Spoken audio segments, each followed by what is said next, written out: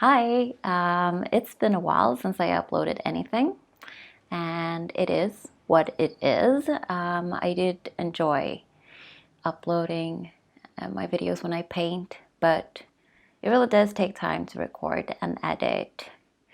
So, yeah, at least I have some experience now and I know what to expect if I want to film something. Anyhow, it's October and I'm jumping on Peachtober by For a Little Peach. I did it last year and it was really fun to produce so much, so I'm going to do it this year again. And it was really fun to see all of the other artists' work that I otherwise wouldn't have seen. So this year I'm trying to document some of the prompts as well and share my process and my thoughts and ideas behind each piece that I upload. I don't think I will upload everything, but I already have some videos lined up. I think it will be too time consuming to try to film everything. And please keep in mind that filming is still new to me, so many of the shots might not be angled so well, or sometimes the camera loses focus, but that's because filming is secondary to me and my main goal is to paint, which I think is the most fun. And yeah, some weird editing probably. It's still all new to me. I don't know what kind of editing is good or if my voiceovers are out of nowhere. But yeah, yeah. Well, it's better than nothing. And let's start with the first prompt of Peachtober, which is Tulip.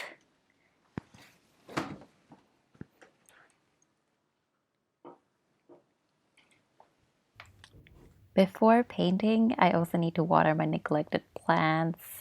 Oh, they really need that water. I don't know how long ago it was since I watered them. Yeah, that one looks particularly sad. So for this prompt and many others, I have started by sketching a smaller sketch in my sketchbook so I would get a clear image of what I was going to paint. I try to get the values and composition right before painting with watercolor because there is no undo button with traditional mediums, and especially not with watercolor. If you put on too much color, you can't really remove it. So yeah, planning is definitely helping. And before actually painting, we need to prep first by taping down the paper so it reduces buckling and to get some clean lines afterwards. And then we also need to transfer the sketch. I do this with a very light hand, so it won't show up so well, but it's still fun to include it. So for this prompt, I wanted to paint a sea of tulips, which made me think of the Netherlands and their beautiful fields of tulips. Disclaimer though, I've personally never been to the Netherlands, although I wish I would have. I've only seen images on the internet and that particular scene in Spider-Man Far From Home. Anyways, the sea of tulips in turn made me think of a windmill, which would fit so well above the tulips. And so the windmill became the centerpiece of this painting, with the tulips complementing it. And I'd just like to say that to this day that I'm editing this video, I actually have no idea if the windmill I drew works. I don't know if the wings are attached to the side of the house like that, and I definitely don't know if a windmill stand on legs like you'll see later on, or if you've already seen it. Probably not, but it looked good, so I'll go with that.